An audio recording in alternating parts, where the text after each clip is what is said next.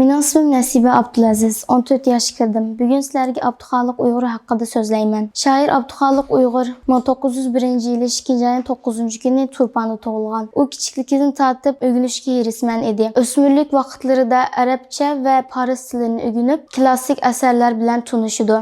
Keyin qayrindosh millat ziyolilari bilan ko'rishib, O'rta Osiyodagi milliy uyg'onish harakatini ko'zitdi. 1921-yili Uyg'ur taxallusini qo'llanadi. U Xitoy zulmi ostida qolgan Uyg'ur xalqining uyg'onishi uchun jangovar she'rlarni yozib e'lon qildi.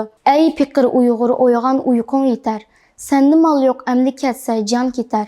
Bu o'limdan o'zingni qutqazmasang, ah sening halin xatar. Uyg'ur xalqi mustaqillik uchun hayotini inqilob bilan o'tkazdi. 1933-yili 3-ayning 13-kuni 32 yoshida Xitoylar tarafidan qilich bilan chepib şehit kılınıldı. Tövəndə Rəhim Yasin Qaynamining Abduxoliq Uyg'urga beg'ishlangan she'rini taqdim qilaman. Tilayman tiningdagi yo'ruq ovozingning ichimni vallida yo'ritishini. Ey Uyg'ur, tur o'rningdan. Bir to'p ishlar so'ngaklaringni g'ajilamoq qasdida cho'gilab yurishidi. Yo'qlik g'amlari seni suyi qurigan daryoga boshlamoq bo'lyotidi.